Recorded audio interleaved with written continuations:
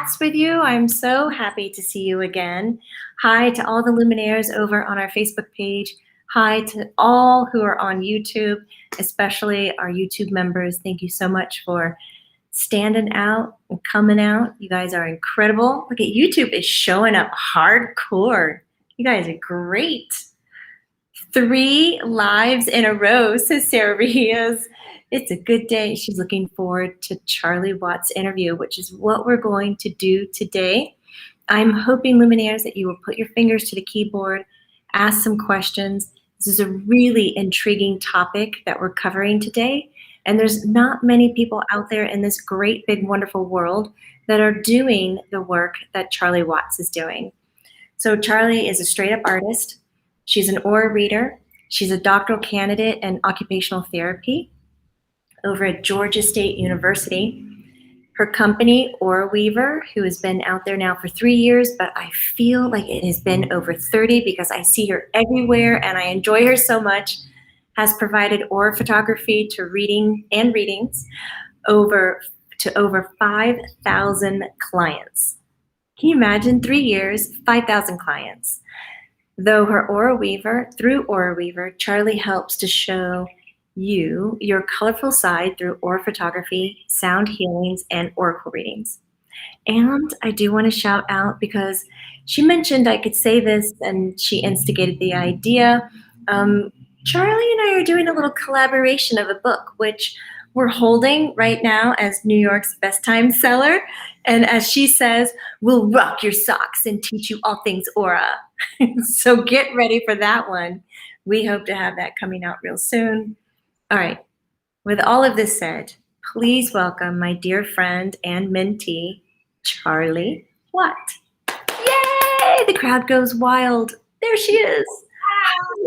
I like how you start with like a little collaboration of a book, just a little thing. Just something we're doing on the side because, I mean, we have so much free time between the two of us.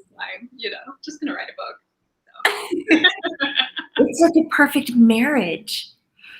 You've been doing photography, you mentioned, over 20 years.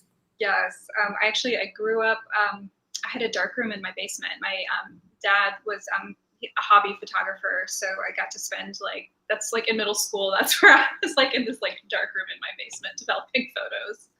Really? So you have an installment right now at the Hartsfield Airport. I do, yeah. I'm super grateful for that experience. So over the last 5 years, I've been doing a lot of collaborations with the NAP Ministry, which is my friend Trisha. She has an organization that is basically encouraging people of color to rest, and how there's a lot of this stigma against rest in general, against all of us, but especially with people of color. So it was this collaboration we did where essentially it's these gorgeous photos of her resting in nature, and it is printed right now 10 by 12 feet at the Atlanta airport. I saw it for the first time yesterday, and it was one of those mind-boggling moments of wow, this is real. Yeah, I can't imagine. I mean, millions and millions of people are walking by and going, look at that photograph. Oh my God, it's by Charlie Watts. Little do they know, you have this incredible company, Aura Weaver, that takes photographs of people's auras. I wish it would write that in the little Charlie Watts, aura photographer. Did it? It didn't do it, did it? Yeah, but one of the things I really did love, I have a couple other photos up at the Atlanta airport right now of women resting in nature. And then there was a family of 5 sleeping under one of the photos because it's the Atlanta airport and you just gotta you just gotta chill out sometimes. So you're that's a photograph of my photograph in action right now. Call to action, resting. Oh gosh, you're getting, go ahead.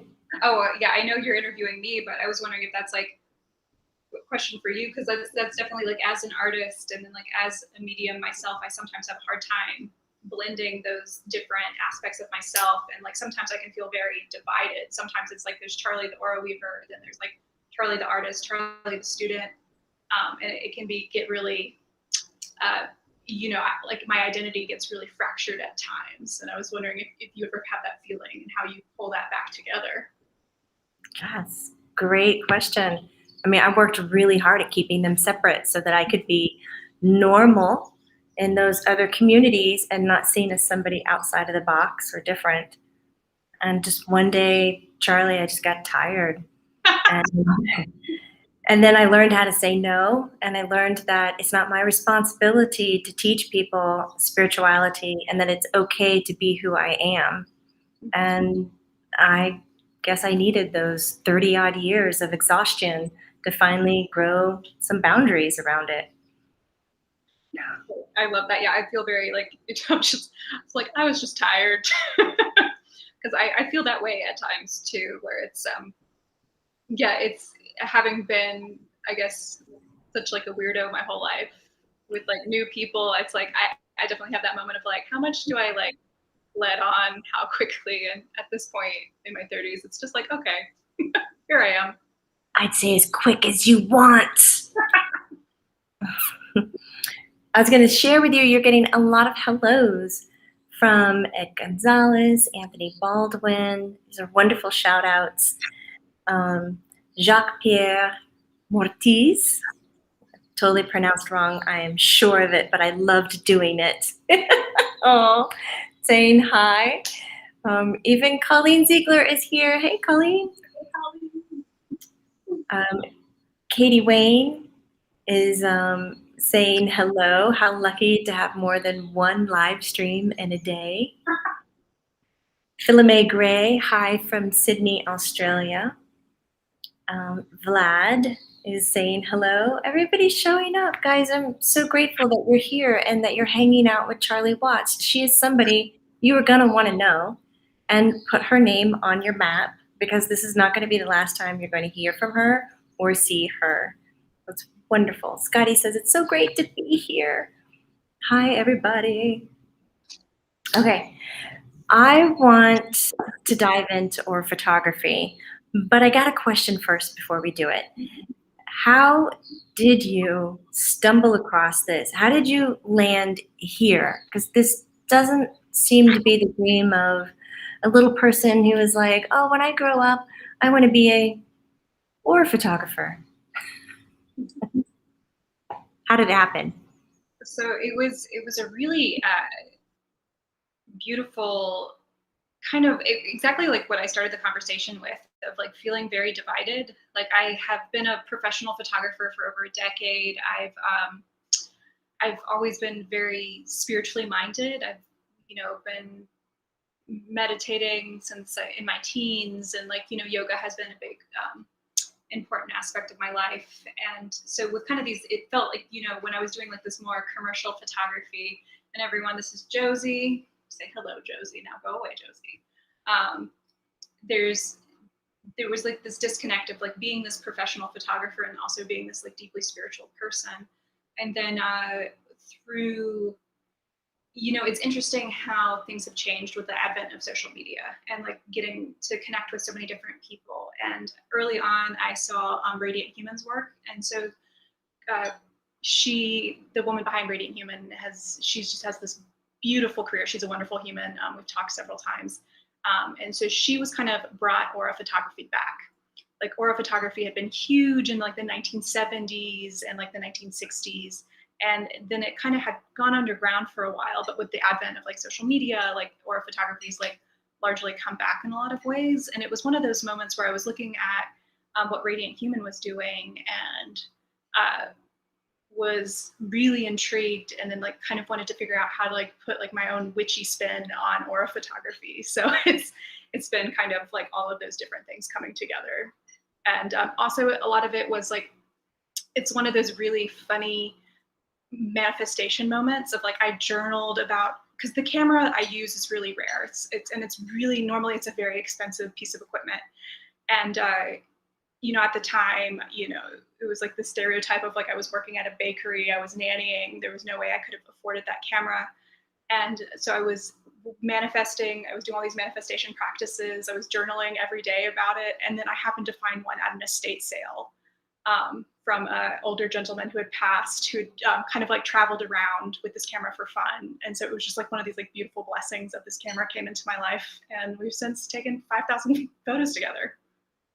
But my chimes over here are going nuts as you're talking.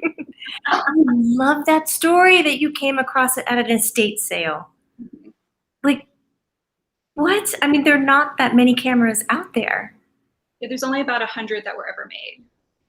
So yeah, so it's one of those like like it was one of those, and it was funny because at the time I was working with a friend who was an engineer because I was like, surely we can figure out how to build one. Surely.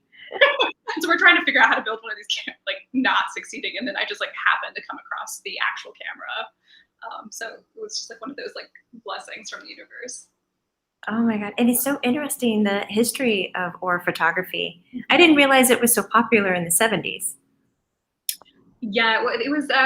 There was, so within the 70s, it was more like the depictions of the aura as opposed to with this specific camera, if that makes sense. So like a lot of like paintings and a lot of like some of the earlier, because the earlier versions of this camera were on the market, and so there was. I think it's also just. I think like within the older cameras, there was just in the 70s there was more color. There was more of a presence of color in like the idealization of the 70s, that is. You're getting a lot of wows, your manifestation skills. Like, wow. um, you have an email newsletter that you Mhm. send out once a month. Mhm. I'm going to find the link and how to sign up for that to give to everybody. I love your email newsletters, and often you'll put up some of the examples of the photography that you do. And it's just so fascinating to see how different each photograph is, from one to the next. You would kind of think, well, we're all people and wouldn't be that many variations. There's only so many colors and just so many locations. But the shine, the placement of it's all extremely different. We're getting some silly comments. I'll read them in a second. But how would you say that aura photography can really assist a person in getting to know their spiritual awakening or their spiritual growth better? How does it merge and bring them together? Because you do these oracle readings, not they're aura readings, not the oracle readings, the aura readings after the photograph is taken. Do you also coach like what it means and how to translate it? Is that what it's about? So I mean, even more so than coaching, I think each one of us has these innate abilities that we just have to figure out how to honor and tap into. Uh, we're also, how do I say it? We're just like, I think like all turned off. I like to think a lot about when you're a kid, you're wide open, and then I don't know, you're just dampened throughout, like especially in my like teenage years. Like I like my spirituality went from trees to like chasing boys, and how it was just like this funny moment of like I stopped caring about these like spiritual aspects of myself that I just knew were there. And I think with aura photography, when we have a tangible object of our spiritual self, it really allows for us to like tie back into that. One of the questions I get, like I get like this question all the time is like, what if my aura is black? And it's one of those things where I think some of us are so afraid that we don't have a soul. Like that's another question that I've gotten a lot is like, what if I don't have a soul? And it's just with aura photography, when you see these moments, when you see these colors, even when a lot of black comes through, because that's a really powerful aura to have, is to have that black in the aura. Like having that affirmation has just been really, really powerful. And like I don't take the photos and then send people off into the world. Like I really try to sit with people and explain to them what their colors are doing, what they're meaning, and like how they can tie into themselves. And one of the things I try to be super clear within my readings is that we all have our own intense bias. And so to just really, what I hope for people when they have this experience is to learn how to honor that gut reaction, is to learn how to, when you see certain colors show up, like what do those colors mean to you? Because it's one of those things, we have like very different relationships with colors as well too. Because one of the really polarizing colors I find is red. Because red for me is really grounded, it's leadership. But if you love red as a color, you would be really happy with the red aura. But if red's not really a color that resonates with you, it's people will be like, oh, well, I guess I'm just really angry. And so it's interesting just to see different people's interactions with the different colors. This is something that I love so much about you, because you don't present the information as this flat fact. Hey, red, this is what it is. End of story. Next. You sat there and you were like, what does it mean to you?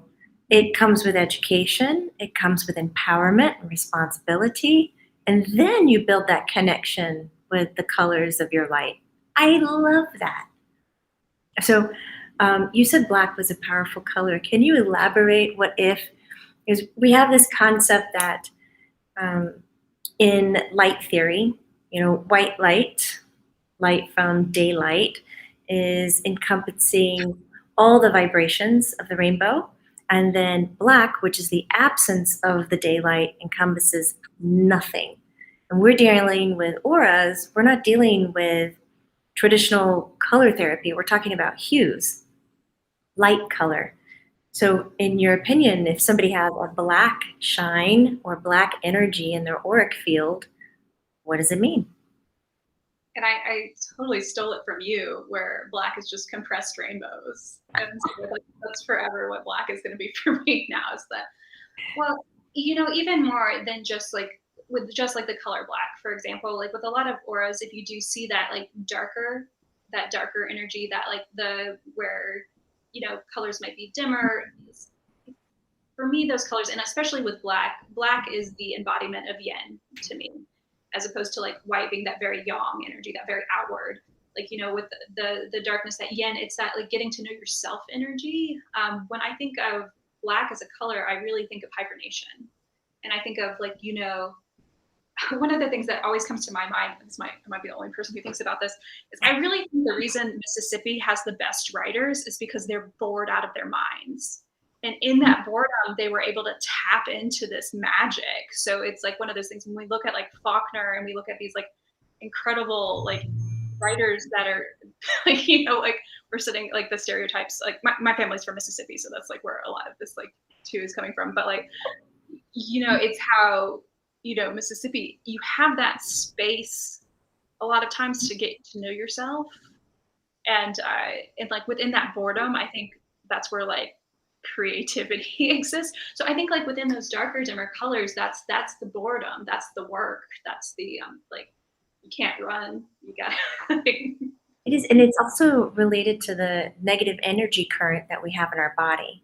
And anybody who's listening to that statement just thought negative means bad.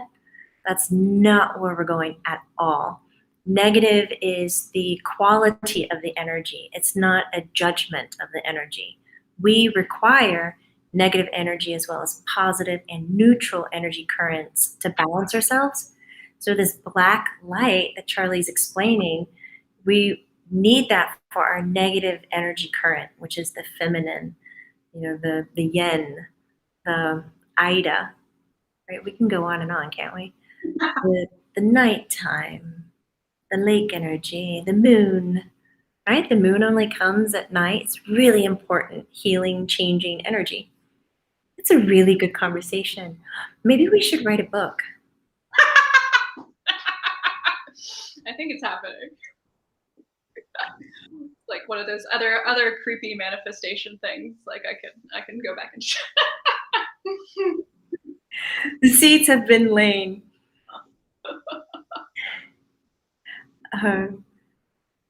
Oh, yes.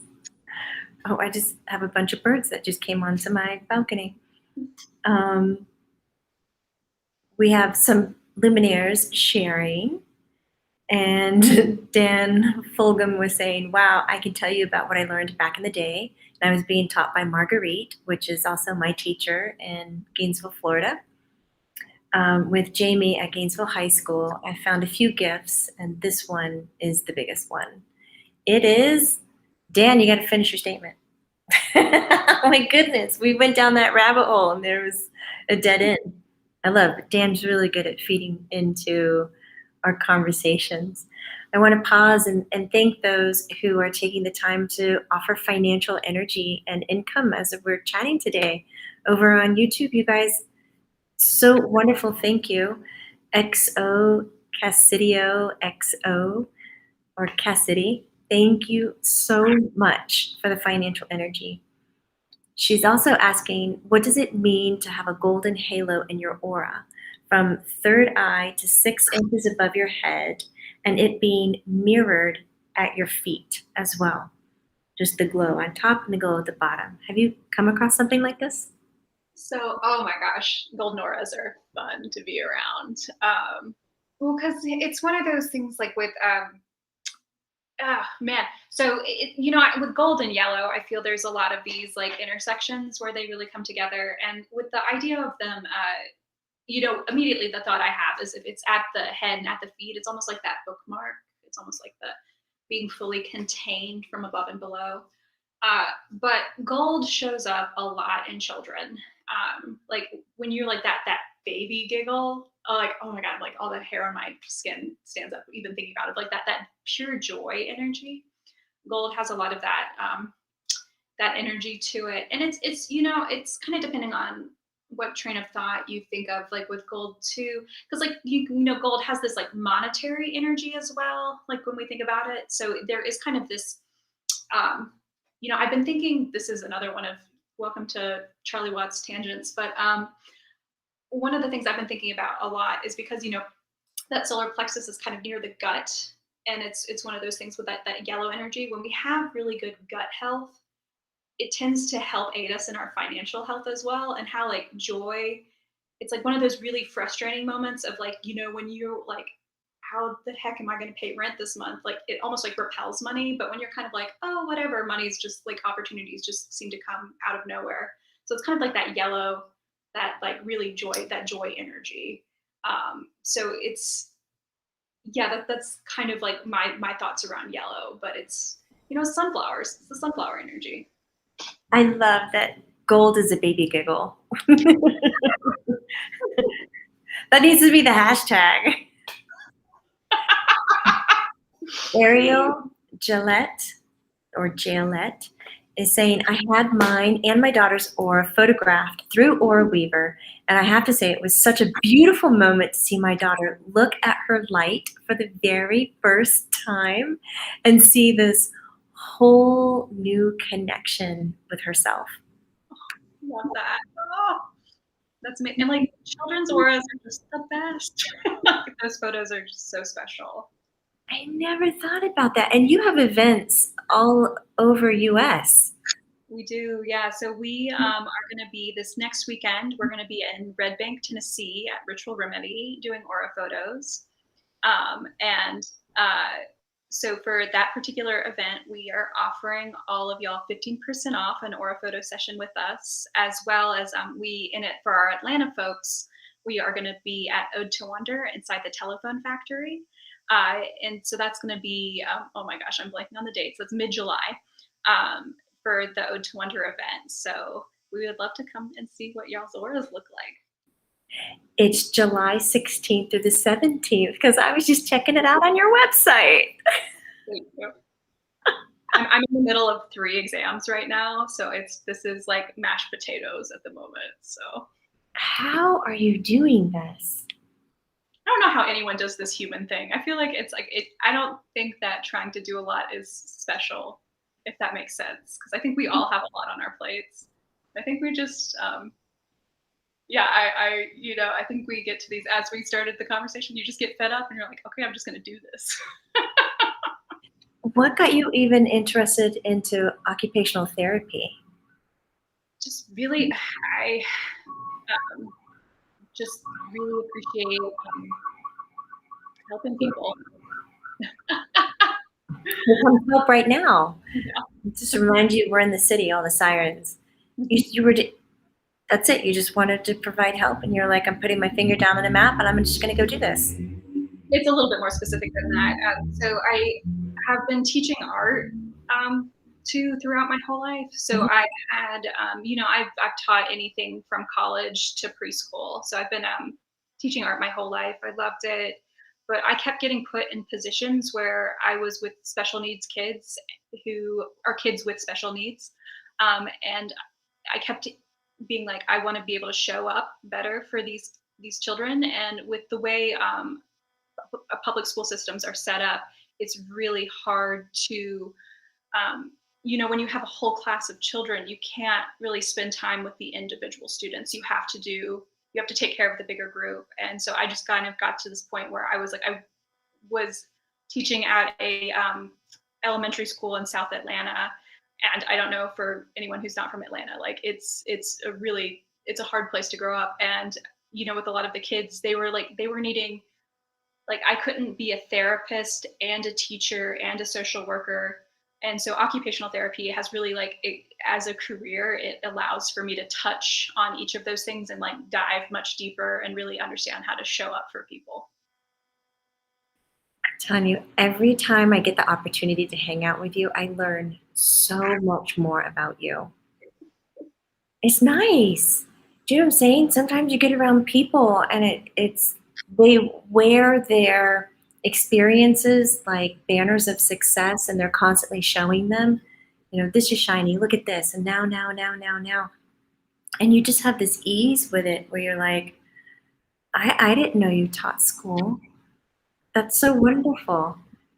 I Until, also, yeah, what? until COVID, then everything. Yeah, Sad, isn't it? I So know. much changed. Um, you know, I didn't know you had that deep-seated need to really get to the core and help people thrive. This is wonderful because the times that we've hung out, it's been mostly around or photography and watching you just line people up and one after the other host a very beautiful and also it's like a um, is this a word? Like sanctimonious, isn't that a word? Where it you don't just hustle people in and give a service and go, yep, that's what it means. Bye, next person. You're so calm. You're like, come in, breathe a little bit, you know, be you. And you're so non-threatening.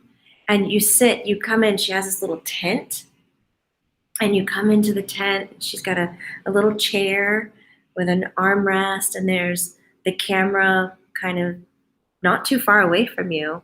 And you're like, okay, well, what do I do? Like, cheers. Like, is it that kind of a thing? Or is, I don't know. You know, I got really goofy when I got mine taken. I was like, or I don't know what to do.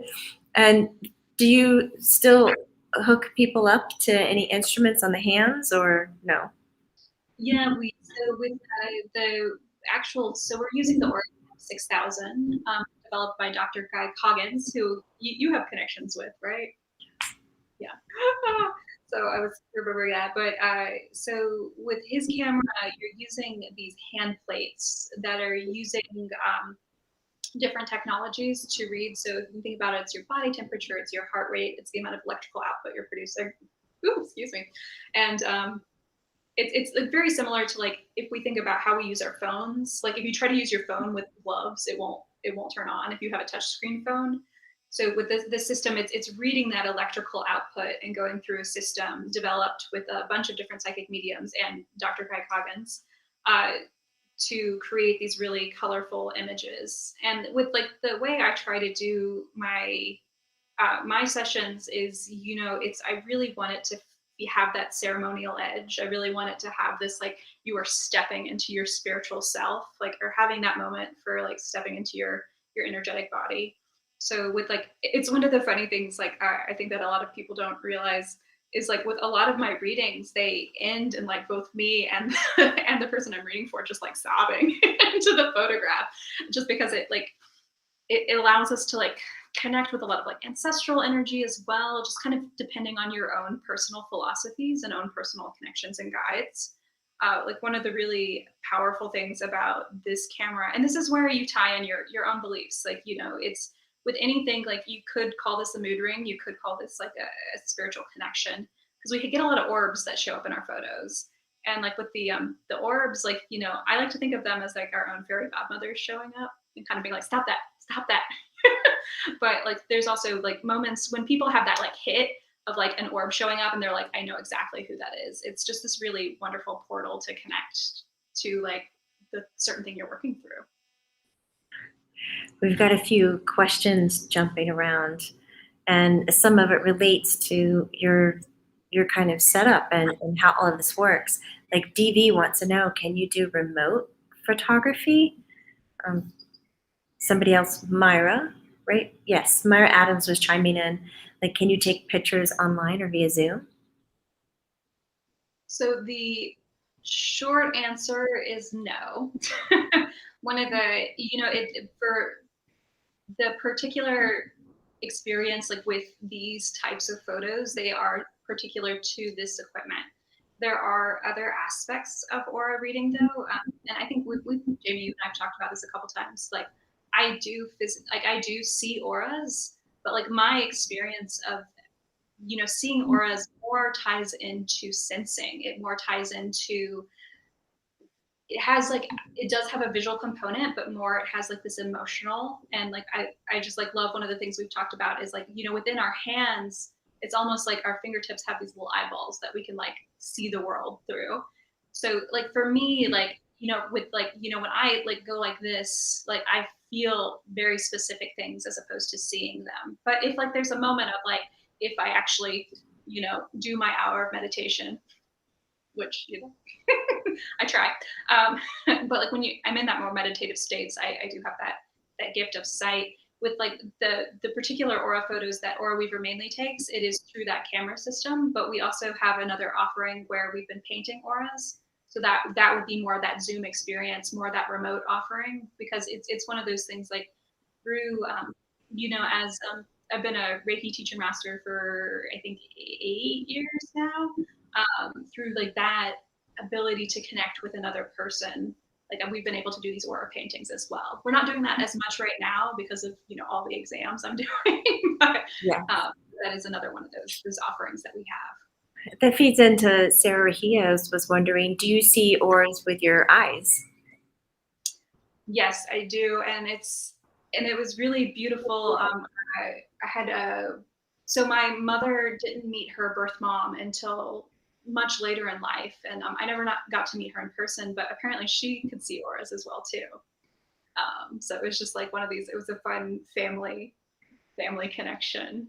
Uh, yeah, and like with my visual experience of auras, it's more instead of like with the Guy Coggins aura camera system, and I think Jamie with you too, like it's more seeing these like broad, like really vibrant colors, as opposed to for me, it's more of an experience of like silken spider webs that are like all colors and like really white, like so an overwhelming sense of white, and it's more about kind of like that texture, that like the shapes as well as it's one of those like, is it smooth, is it rough, like when someone's in a bad mood and they walk into the room and all of a sudden you're like, why am I in a bad mood? It's because like that energy is like like slapped you across the face. Yes, it's so true.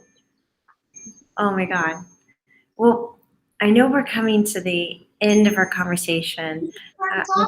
It happens so fast. I'm like, but there's so much I want to know. But I do want to know this. When you're doing aura photography and you're so well versed in it, and it's so part of your creativity and your spiritual alignment, and it gives you that space to provide the aura readings.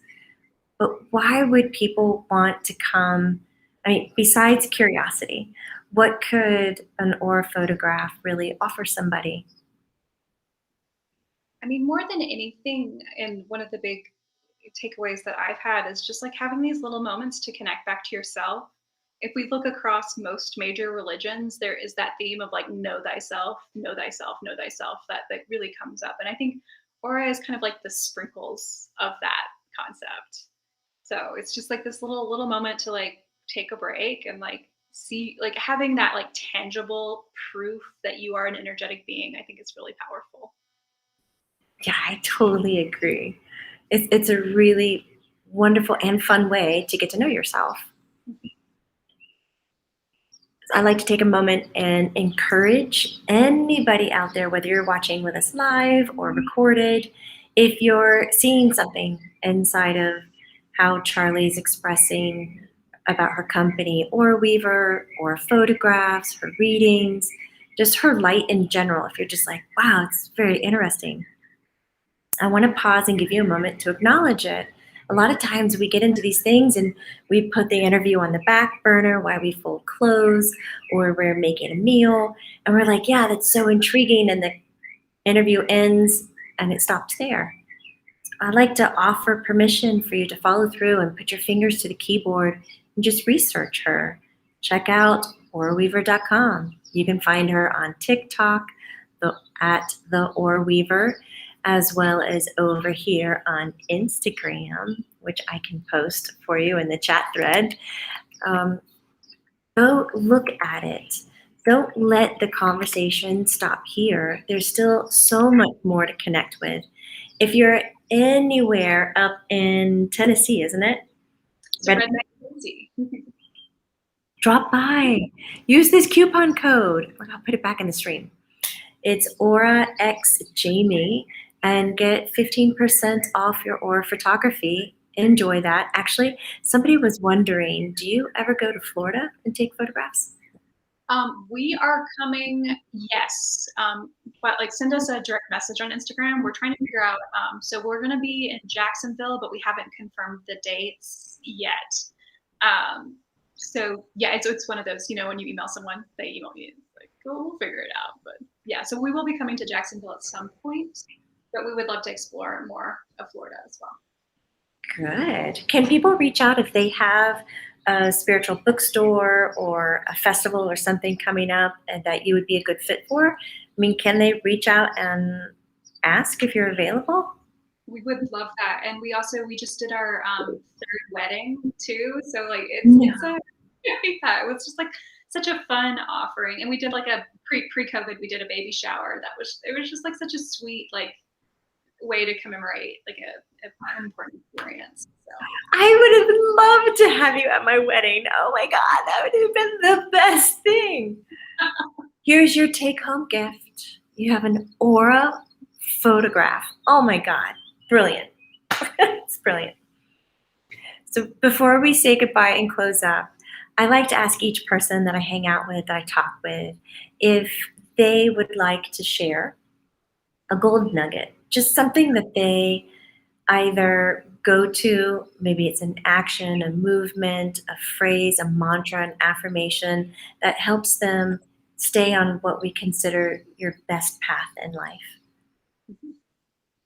So, and the thing that comes up for me is just like recognizing that like you are a rainbow, honor your rainbow. I know it's Pride Month, so happy Pride everyone, but shine your light, like just really shine on. And you know, it's a rough world out there, but just keep shining. Can we all send letters to Skittles and see if they will sponsor you in getting another camera, because they taste the rainbow and you support the rainbow? I mean, come on. Happy marriage.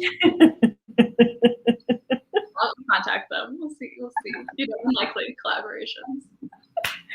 Come on, guys, let's put it into motion. If that's the like, you know, one takeaway from this is like, y'all, Skittles are great now. They're gonna forget, well, who was it doing in the interview? I don't know. It was Skittles and Aura. Like, is people's auras or Skittles? What was it?